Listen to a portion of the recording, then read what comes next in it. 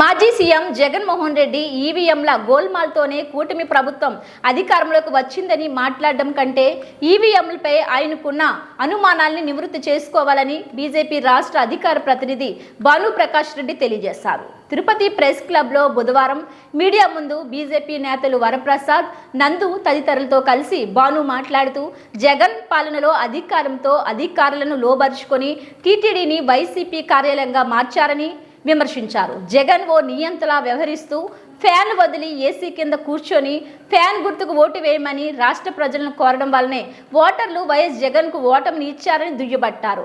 లోకేష్ వద్ద ఉన్న red book లాగే మా వద్ద కూడా బుక్ ఉందని, అందులో ఉన్న అవినీతి దొంగల ముఠాలకు శిక్ష తప్పదన్నారు. టీడీఆర్ బాండ్ల దోపిడీ విషయంలో ప్రజలకు న్యాయం జరుగుతుందన్నారు. జగన్ సొంత నియోజకవర్గంలోని ప్రజలకు న్యాయం చేయలేదన్నారు. నేటి కమలం, సైకిల్, గ్లాస్ గుర్తుల ఉమ్మడి పార్టీలతోనే రాష్ట్రంతో పాటు ఎన్డీఏ ద్వారా దేశం సుభిక్షంగా ఉంటుందన్నారు. ఈవీఎంలతో గెలిచినటువంటి అంటే ఈవీఎం ద్వారా దాదాపు ఇది 6వ ఎన్నికలు. మనకు ఈవీఎంల ద్వారా గెలిచినటువంటి జగన్మోహన్ రెడ్డి ఈరోజు మామూలుగా దేని వస్తే దానికే పోతుంది.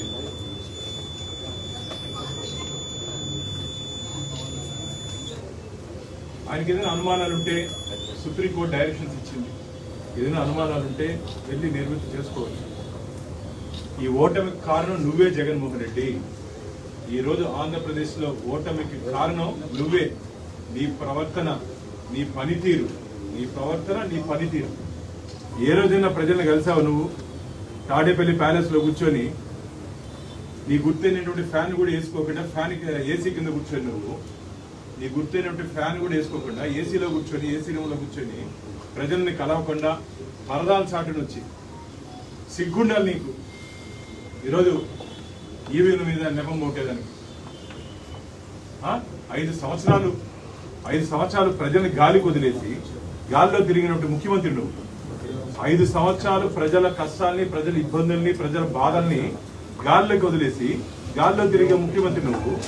ఇంక నీకు ఓటే వేస్తారు ప్రజలు?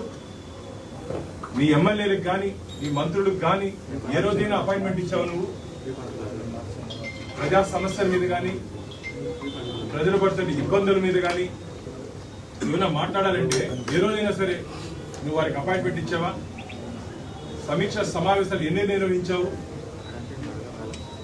ఈరోజు ఈవీఎంల మీద అనుమానం ఉంది అంటావు. అసలు నువ్వు సర్వే చేయించుకున్నావే ముందర?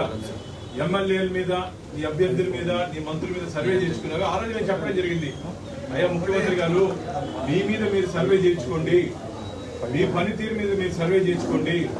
అప్పటికే తెలిసిపోయింది ఆయనకి, అరే నా పరిస్థితి ఇది అని. నీ సీటే మార్చాలని చెప్పి ఆంధ్రప్రదేశ్ ప్రజలు భావిస్తున్నారు. నీ స్థానాన్నే మార్చాలని చెప్పి ఆంధ్రప్రదేశ్ ప్రజలు భావిస్తున్నారని చెప్పి భారతీయ జనతా పార్టీ ఆ రోజే చెప్పడం జరిగింది. ఏ రోజు కానీ ప్రజల కష్టాలు పట్టించుకున్న ముఖ్యమంత్రి ఈరోజు ఓటమి పాలైన తర్వాత అరే దాని మీద అనుమానం ఉంది, దీని మీద అనుమానం ఉందంటే నీ మీద నీకు అనుమానము. ఆత్మ పరిశీలన చేసుకో. ఈ 5 సంవత్సరాలు ఏ రోజైనా సరే నువ్వు ప్రజలకు సంబంధించిన ఇబ్బందులు ఎన్ని అటెండ్ అయినావు, ఎన్ని పరిష్కరించావు? నీ సొంత ఊరిలో అన్నమయ్య డ్యాము గేటు పగిలిపోయి కొట్టుకుపోతే నీ సొంత జిల్లాలో ప్రజలకు ఇల్లు కట్టిలే, ప్రజలకు ఇంతవరకు కాంపన్సేషన్ సరిగా చెల్లించలే అక్కడ. అది నీ పనితీరు. ఈరోజు నువ్వు మాట్లాడుతున్నావు. ఇంకా మనం మాట్లాడాడు 5 సంవత్సరాలు కదా కళ్ళు మూసుకుంటే అయిపోతుందని. నువ్వు జీవితాంతం కళ్ళు మూసుకునే ఉండాలి. ఆంధ్రప్రదేశ్ ప్రజలు ఎట్టి పరిస్థితుల్లోనూ తిరిగి అధికారంలోకి తీసుకురావాలని చెప్పి ఆలోచన కూడా లేదు వాళ్ళకి. భయపడి బ్రతికారు వాళ్ళు. మామూలు ఏ ముఖ్యమంత్రి అయినా సరే పనిచేసి ప్రజల గుండెల్లో ఉండాలా. ప్రజల గుండెల్లో దడ పుట్టించాడు నీ అధికారంతో, నీ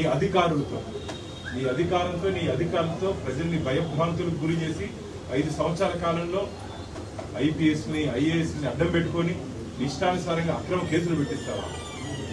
ప్రశ్నిస్తే పత్రికలపై కేసులు, ప్రశ్నిస్తే ప్రతిపక్షాలపై కేసులు, ప్రశ్నిస్తే ప్రజలపై కేసులు. ఇది జగన్మోహన్ రెడ్డి పనితీరు. అందుకని ప్రజలు ఓడగొట్టారు. మొన్న టీఎంఎల్లో మాట్లాడుకుంటుంటే నేను విన్నా, మన చిత్తూరు భాషలో మాట్లాడుకుంటున్నారు. రే మళ్ళా జగన్ సేవ అవుతుందిరా అన్నాడు. రే ఇప్పుడు రాక్షసి ఉంది, వాళ్ళ బ్రహ్మ రాక్షసి అవుతుందిరా అన్నాడు. ఎందుకురా ఆయనకి ఓటేసేది, వచ్చే ప్రసక్తే లేదని చెప్పి ఇద్దరు మాట్లాడుకుంటాడు. అంటే ప్రజల్లో ఆ విధమైనటువంటి భావన రావడం జరిగింది. ఒక రాక్షస పాలన, ఒక నియంత పాలన ఆంధ్రప్రదేశ్ లో రాజ్యం వెళ్ళిందని చెప్పి ఆంధ్రప్రదేశ్ ప్రజలు భావిస్తారు. అందుకనే ఈ రాక్షస పాలన నుంచి విముక్తి పొందాలని చెప్పి ఈరోజు ఎన్డీఏ కూటమికి మనం ఓటేశారు. నువ్వు ఎంతసేపు బటన్ నువ్వే కాదు నొక్కేది, మేము కూడా నొక్కుతామని చెప్పి ఆంధ్రప్రదేశ్ ప్రజలు మన జరిగినటువంటి 13వ తేదీ జరిగినటువంటి ఎన్నికల్లో ఆంధ్రప్రదేశ్ ప్రజలు సైకిల్కి, కమలానికి, గ్లాస్కి, సైకిల్కి, కమలానికి, గ్లాస్కి ఓటేసి అఖండ మెజార్టీ ఇచ్చారు. ఈ 5 సంవత్సరాల కాలంలో, రాబో 5 సంవత్సరాల కాలంలో ఒక సుస్థిరమైన ప్రభుత్వాన్ని మా ఎన్డీఏ కూటమి ఆంధ్రప్రదేశ్ ప్రజలకు ఇవ్వబోతున్నాం. ఈ 5 సంవత్సరాల్లో ప్రజల పడి ఇబ్బంది నుంచి బయటపడే దిశగా కేంద్రంలో కూడా భారతీయ జనతా పార్టీ, తెలుగుదేశం, జనసేన మాకు మిత్రపక్షాలు ఉన్నాయి.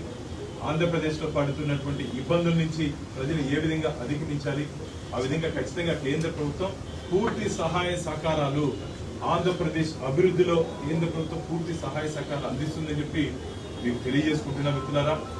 ఇకపోతే మన తిరుమల తిరుపతి దేవస్థానాలు, అది చెప్పాల్సిన అవసరం లేదు. 5 సంవత్సరాల కాలంలో అవినీతికి కేర్ ఆఫ్ అడ్రస్ తిరుమల, అక్రమాలకు కేర్ ఆఫ్ అడ్రస్ తిరుమల, అధికార పార్టీకి కేర్ ఆఫ్ అడ్రస్ తిరుమల. అది టీటీడీ దేవస్థానం కాదు, వైసీపీ దేవస్థానంగా మార్చేశారు.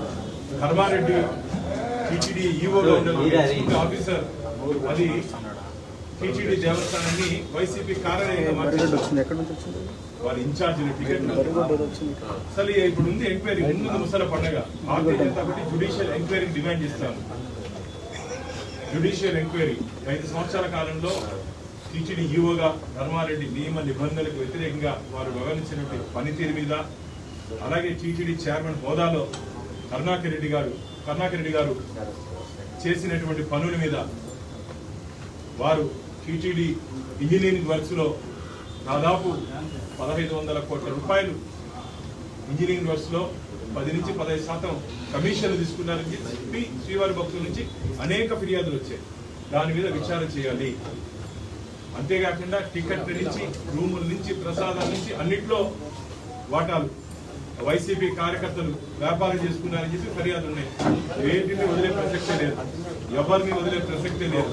ఎవరెవరు టీటీడీలో అక్రమాలకు పాల్పడ్డారో, మేము ఇదేదో అధికార పక్షంలో వచ్చాము, ప్రతిపక్షాన్ని అణగదొక్కాలని చెప్పి ఆలోచనతో మాట్లాడట్లే. ఎవరు తప్పు చేశారో వారికి ఖచ్చితంగా శిక్ష పడాలి. ఎవరెవరు తప్పులు చేశారో వాళ్ళని వెనకాల నుండి ఎవరు నడిపించారో అధికారులు ప్రజల పక్షాన్ని ఉండాలి. అధికార పక్షానికి కొమ్ము కాస్తే రాబో రోజుల్లో ఏ విధంగా చర్యలు ఉంటాయో మీరు చూడబోతారు. నియమ నిబంధనలకు వ్యతిరేకంగా అధికార పార్టీకి తొత్తులుగా వ్యవహరించే అధికారులు అందరి మీద శాఖాపరమైన చర్యలు మేము తీసుకోబోతున్నాం.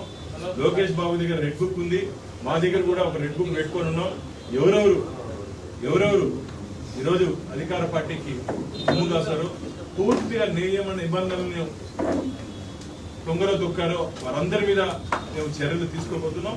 వాటన్నిటినీ మేము రాష్ట్ర ముఖ్యమంత్రి గారిని కలిసి ఒక నివేదిక రూపంలో మేము ఇవ్వబోతున్నాం. ఎక్కడెక్కడ అక్రమాలు జరిగాయి, ఎవరెవరు ఉన్నారు దాంట్లో, ఈ టీడీఆర్ బాండ్ల విషయంలో అయితే ఏమి, టీటీడీలో జరిగినటువంటి అవినీతి అయితే ఏమి, వీటన్నిటి మీద సమగ్ర నివేదిక మేము ముఖ్యమంత్రి గారి దృష్టికి తీసుకొని వెళ్ళబోతున్నాం. కాబట్టి టీటీడీలో జరిగిన ఈ అక్రమాల మీద జ్యుడిషియల్ ఎంక్వైరీని మేము ఎందుకు డిమాండ్ చేస్తున్నామంటే, ఒక నిష్పక్షపాతమైనటువంటి విచారణ జరిగి